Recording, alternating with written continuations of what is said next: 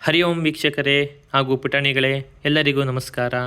ಈ ಸಂಚಿಕೆಯಲ್ಲಿ ನಾವು ಬಸುಗುಡು ಆದರೆ ಕಡಿಯಬೇಡ ಕಥೆಯನ್ನು ಪ್ರಾರಂಭ ಮಾಡುವುದಕ್ಕಿಂತ ಮುಂಚೆ ಜ್ಞಾನಗಾನ ಸಿರಿ ಯೂಟ್ಯೂಬ್ ಚಾನಲನ್ನು ಸಬ್ಸ್ಕ್ರೈಬ್ ಮಾಡಿ ಹಾಗೂ ಇತರರಿಗೂ ಕೂಡ ಜ್ಞಾನಗಾನ ಸಿರಿ ಯೂಟ್ಯೂಬ್ ಚಾನಲ್ ಪರಿಚಯಿಸಿ ಈ ಕಥೆಯನ್ನು ಎಲ್ಲರಿಗೂ ಕೂಡ ಶೇರ್ ಮಾಡಿ.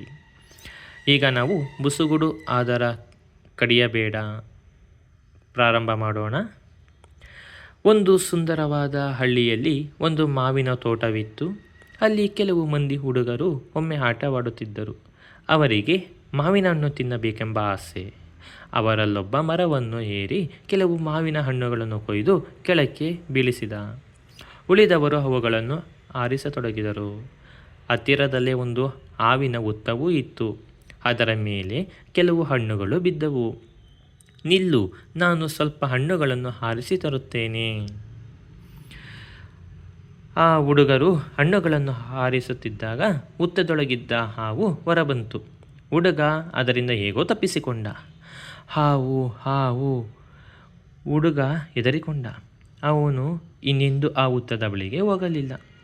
ಕೆಲವು ದಿನಗಳ ನಂತರ ಹುಡುಗರೆಲ್ಲ ಆ ತೋಟದಲ್ಲಿ ಆಟವಾಡುತ್ತಿದ್ದಾಗ ಅಲ್ಲಿಗೆ ಒಬ್ಬ ಯುವಕ ಸನ್ಯಾಸಿ ಬಂದ. ಸ್ವಾಮೀಜಿ, ಅತ್ತ ಹೋಗಬೇಡಿ, ಅಲ್ಲಿ ಒಂದು ಭಾರೀ ವಿಷದ ಹಾವಿದೆ, ಅಲ್ಲಿಗೆ ಹೋದರೆ ಅದು ಕಡಿದೀತು. ಮಕ್ಕಳೇ, ನನಗೆ ಹಾವಿನ ಭಯವಿಲ್ಲ. ನನಗೆ ಹಾವನ್ನು ವಶಪಡಿಸುವ ಮಂತ್ರ ಗೊತ್ತಿದೆ. ಅದರಿಂದಾಗಿ ಹಾವು ನನಗೇನು ಮಾಡದು. ಹಾವು ಬುಸುಗುಡುತ್ತಾ ಆ ಸನ್ಯಾಸಿ ಬಳಿಗೆ ಬಂತು. ಓಹೋ ಹಾವೇ, ನಿಲ್ಲು, ನೀನು ಬೇರೆಯವರನ್ನು ಯಾಕೆ ಕಡಿಯುತ್ತೀಯಾ? ನೀನು ಶಾಂತವಾಗಿ ಇರಲಾರೆಯಾ? ಇನ್ನು ಮುಂದೆ ಯಾರಿಗೂ ತೊಂದರೆ ಮಾಡಬೇಡ. ಆ ಸಾಧುವಿನ ಪ್ರೀತಿಗೆ ಹಾವು ಸುಮ್ಮನಾಯಿತು. ತನ್ನ ಹಿಂಸಾ ಪ್ರವೃತ್ತಿಯನ್ನು ಬಿಟ್ಟು ಅದು ಹೇಳಿತು, ಸ್ವಾಮಿ, ದಯವಿಟ್ಟು ಕ್ಷಮಿಸಿ. ಇಲ್ಲಿಯವರೆಗೆ ಯಾರೂ ನನಗೆ ನನ್ನ ತಪ್ಪನ್ನು ತಿಳಿಸಿಕೊಡಲಿಲ್ಲ. ಹಾವೇ, ಇತರರನ್ನು ಪ್ರೀತಿಸು. ನೀನು ವಿವೇಕಿಯಾಗು, ಭಕ್ತನಾಗು. ಈ ಮಂತ್ರವನ್ನು ಯಾವಾಗಲೂ ಜಪಿಸು. ಇದರಿಂದ ಬೇಗನೆ ನಿನ್ನ ಎಲ್ಲ ಕೆಟ್ಟ ಸ್ವಭಾವಗಳು ಮಾಯವಾಗುವವು. ಹಾವು ತೀರ್ಮಾನಿಸಿತು, ಇನ್ನು ಮುಂದೆ ನಾನು ಯಾರನ್ನೂ ಕಡಿಯಲಾರೆ, ಯಾರಿಗೂ ತೊಂದರೆ ಕೊಡಲಾರೆ. ನಾನು ಗುರುಗಳ ಮಾತನ್ನು ಪಾಲಿಸುತ್ತೇನೆ. ಅದು ನನ್ನ ಹುತ್ತಕ್ಕೆ ಹೋಗಿ ಒಣಗಿದ್ದ ಬೇರು ಮುಂತಾದವನ್ನು ತಿಂದು ಜೀವಿಸತೊಡಗಿತು. ಅದು ಹಸಿವಾದಾಗ ರಾತ್ರಿ ಹೊತ್ತು ಮಾತ್ರ ಹುತ್ತದಿಂದ ಹೊರಗೆ ಬರುತ್ತಿತ್ತು. ಅದು ಆ ಬಳಿಕ ಯಾರಿಗೂ ತೊಂದರೆ ಕೊಡಲಿಲ್ಲ. ಅನೇಕ ದಿನಗಳು ಕಳೆದವು. ಗೆಳೆಯರೇ, ನಾವು ತೋಟಕ್ಕೆ ಹೋಗಿ ಆಟವಾಡೋಣ. ಅಯ್ಯೋ, ಅಲ್ಲಿ ಹಾವು ಇದೆಯಲ್ಲ. ಈಚೆಗೆ ಆ ಹಾವು ಕಾಣಿಸಿಕೊಂಡೇ ಇಲ್ಲ. ಅದು ಸತ್ತಿರಬೇಕು. ಭಯವೇಕೆ? ಅಲ್ಲಿ ಹೋಗಿ ನಾವು ಆಟವಾಡೋಣ. ಹುಡುಗರು ಹುತ್ತದ ಬಳಿಗೆ ನಿಧಾನವಾಗಿ ಹೋದರು. ಓ, ಹಾವು ಇನ್ನೂ ಈ ಹುತ್ತದಲ್ಲೇ ಇದೆ. ಆದರೆ ಅದು ಸ್ವಲ್ಪವೂ ಬುಸುಗುಡುತ್ತಿಲ್ಲ.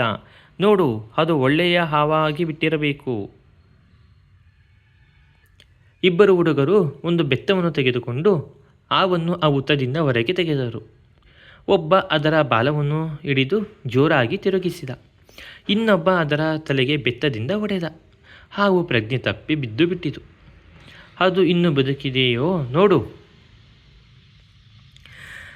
ಬಹಳ ಹೊತ್ತಾದ ನಂತರ ಹಾವಿಗೆ ಪ್ರಜ್ಞೆ ಬಂತು. ಅದಕ್ಕೆ ಸ್ವಲ್ಪವೂ ಅಲುಗಾಡಲು ಸಾಧ್ಯವಾಗಲಿಲ್ಲ. ಹೇಗೋ ಅದು ತೆವಳುತ್ತಾ ಹುತ್ತವನ್ನು ಸೇರಿಕೊಂಡಿತು. ಅದಕ್ಕೆ ಆಹಾರ ತಿನ್ನಲು ಕೂಡ ಹುತ್ತದಿಂದ ಹೊರಬರಲಾಗಲಿಲ್ಲ. ಅಷ್ಟೊಂದು ಗಾಯವಾಗಿತ್ತು. ಇವರು ಪಾಪ ಹರಿಯದ ಹುಡುಗರು ಏನು ಮಾಡುತ್ತಿದ್ದಾರೆಂಬುದೇ ಅವರಿಗೆ ಗೊತ್ತಿಲ್ಲ. ಅವರನ್ನು ನಾನು ಕ್ಷಮಿಸಿಬಿಡುತ್ತೇನೆ ಎಂದು ನಿರ್ಧರಿಸಿತು. ಸ್ವಲ್ಪ ಸಮಯದ ನಂತರ ಅಲ್ಲಿಗೆ ಆ ಸನ್ಯಾಸಿ ಬಂದ. ಅವನು ಹುಡುಗರನ್ನು ಕೇಳಿದ, ಆ ಹಾವು ಎಲ್ಲಿಗೆ ಹೋಯಿತು ಎಂಬುದಾಗಿ. ಸ್ವಾಮೀಜಿ, ಆ ಹಾವು ಸತ್ತು ಹೋಯಿತು. ನಾವೆಲ್ಲ ಸೇರಿ ಅದನ್ನು ಕೊಂದು ಬಿಟ್ಟೆವು. ಇಲ್ಲ ಮಕ್ಕಳೇ, ಹಾವು ಸತ್ತಿರಲಾರದು. ಅದಕ್ಕೆ ನಾನು ಒಂದು ಮಂತ್ರವನ್ನು ಉಪದೇಶ ಮಾಡಿದ್ದೇನೆ. ಸನ್ಯಾಸಿ ಹುತ್ತದ ಬಳಿಗೆ ಹೋಗಿ ಅದನ್ನು ಕರೆದ. ಹಾವೇ, ಎಲ್ಲಿದ್ದೀಯಾ? ಹೊರಗೆ ಬಾ. ಹಾವು ನಿಧಾನವಾಗಿ ಹುತ್ತದಿಂದ ಹೊರಗೆ ಬಂತು. ಆದರೆ ಅದು ತುಂಬ ಕ್ಷೀಣವಾಗಿತ್ತು. ಸನ್ಯಾಸಿ ಕೇಳಿದ, ಓ ಹಾವೇ, ಏನಾಯಿತು? ನಿನಗೆ ಎಷ್ಟೊಂದು ಗಾಯ ಮಾಡಿದರು? ಗುರುದೇವ ನಮಸ್ಕಾರ. ನಾನು ಯಾರಿಗೆ ಆಗಲಿ ತೊಂದರೆ ಮಾಡುವುದನ್ನು ನಿಲ್ಲಿಸಿಬಿಟ್ಟೆ. ಅದು ಗೊತ್ತಿಲ್ಲದ ಮುಗ್ಧ ಹುಡುಗರು ನನಗೆ ಚೆನ್ನಾಗಿ ಒಡೆದು ಬಿಟ್ಟರು. ನಾನು ಅದಕ್ಕೆ ಪ್ರತಿಯಾಗಿ ಏನು ಮಾಡದೆ ಸುಮ್ಮನೆ ಇದ್ದು ಬಿಟ್ಟೆ. ಅನಂತರ ನಾನು ಈ ಹುತ್ತದಿಂದ ಹೊರಗೆ ಬರುತ್ತಲೇ ಇಲ್ಲ. ಆದರೆ ನೀನೇಕೆ ಸುಮ್ಮನೆ ಇದ್ದು ಬಿಟ್ಟೆ? ನಿನ್ನ ಪ್ರಾಣಕ್ಕೆ ಅಪಾಯ ಬಂದಾಗ ನೀನು ಏನು ಮಾಡದೆ ಸುಮ್ಮನಿರುವುದು ತಪ್ಪು. ಸ್ವಾಮೀಜಿ, ಯಾರನ್ನು ಕಡಿಯಬಾರದು ಎಂದು ನೀವು ಆದೇಶ ಮಾಡಿದ್ದೀರಿ. ನಾನು ನಿಮ್ಮ ಮಾತನ್ನು ಪಾಲಿಸಿದೆ. ಮೂರ್ಖ, ಕಡಿಯಬೇಡ ಎಂದಷ್ಟೇ ನಾನು ಹೇಳಿದೆ. ಆದರೆ ಬೇರೆಯವರು ಬಂದು ನಿನಗೆ ಹಾನಿ ಮಾಡುವಾಗ ನೀನು ಬುಸುಗುಡಬೇಕಲ್ಲವೇ? ನೀನು ಭಕ್ತನಾಗಿರಬಹುದು, ಆದರೆ ಆ ಕಾರಣಕ್ಕಾಗಿ ನೀನು ಬೇಕಿಲ್ಲ. ಬೇರೆಯವರು ನಿನಗೆ ತೊಂದರೆ ಮಾಡಿದ್ದಾಗ ನೀನು ಎಡೆ ಎತ್ತು ಬುಸುಗುಡು, ಅವರನ್ನು ಎದುರಿಸಿ ನಿನ್ನ ರಕ್ಷಣೆ ಮಾಡಿಕೊ. ಸನ್ಯಾಸಿಯ ಹಿತನುಡಿ ಹಾವಿಗೆ ಅರ್ಥವಾಯಿತು. ಮುಂದೆ ಅದು ಸನ್ನಿವೇಶಕ್ಕೆ ತಕ್ಕಂತೆ ವರ್ತಿಸುವುದನ್ನು ರೂಢಿಸಿಕೊಂಡಿತು. ಕೆಟ್ಟ ಜನರು ನಿಮಗೆ ಹಾನಿ ಮಾಡದ ಹಾಗೆ ಅವರಿಗೆ ನೀವು ಪೌರುಷ ತೋರಿಸಿ ಎದುರಿಸಬೇಕು.